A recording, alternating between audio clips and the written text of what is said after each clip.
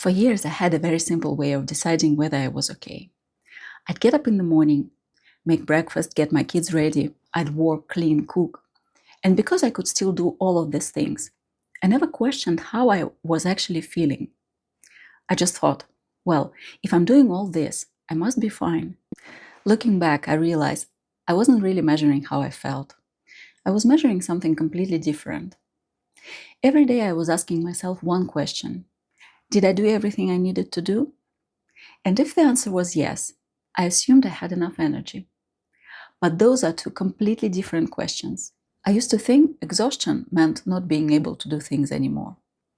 But I don't think that's how it starts. I think it starts much earlier, when ordinary life begins to feel strangely heavy. Loading a dishwasher, replying to an email, making a phone call, folding the laundry. None of these things are difficult. And yet, when I'm running on empty, they suddenly feel enormous. One of my strangest signs is actually laundry. Washing it, no problem. Drying it, also fine. But folding it, somehow the clean clothes can stay in a pile for weeks, which sounds ridiculous. Folding laundry takes what, 5, 10 minutes? And yet, when I'm exhausted, those 5 minutes feel much bigger than they really are. I have another little test. When I've slept well, I look at my children in the morning and my first thought is, they are so adorable. I want to hug them, kiss them. They make me smile.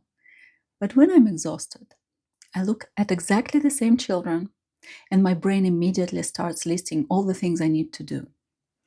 Breakfast, lunch boxes, school, shoes, water bottles. The children didn't change, but my nervous system did. And that's the scary part.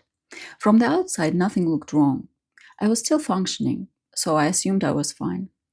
But I think another reason why it is so hard to notice is that we talk about being fine and being exhausted as if they were two completely separate states. As if one day we're okay and the next day we're exhausted. But I don't think it works like that. Lately, I've started thinking about it more like a scale. There are so many stages between I'm completely fine and I can't do this anymore. And we don't move through those stages all at once. We move through them slowly, little by little.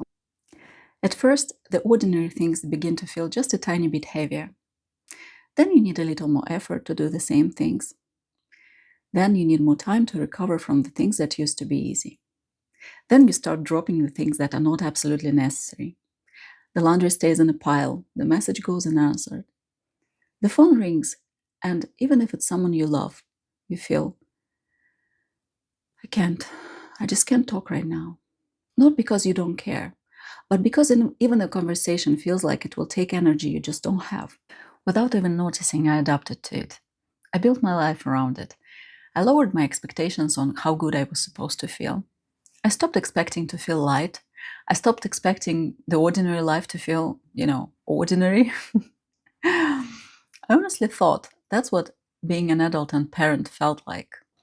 And because it all happened so gradually, I didn't realize how far I'd moved away from actually feeling well. So maybe the question isn't, am I okay or am I exhausted? Maybe the question is, where am I on the scale? And maybe functioning doesn't answer that question, because you can still function at many points on the scale. Something else took me much longer to notice. Once I started paying attention to my own patterns, I realized I had a very predictable response to exhaustion. I almost never rested. Instead, I tried to create the feeling of having more energy. If there was still work to do and I felt completely empty, I wouldn't stop. I'd reach for stimulation. I'd put on YouTube, listen to a podcast, scroll through social media, look for something exciting, anything that made me feel just a little more awake. At the time, I thought I was giving myself energy. Looking back, I think I was borrowing it. I wasn't creating energy. I was stimulating myself just enough to keep going. Productivity felt safe. Rest felt uncomfortable, almost irresponsible. So instead of recovering, I became very good at overriding the signals telling me I needed to recover. And I wonder how many of us do exactly the same thing. Not because we are lazy, not because we are weak, But because responsibility is louder than exhaustion, we don't stop when we're tired. We stop when we physically can't keep going anymore.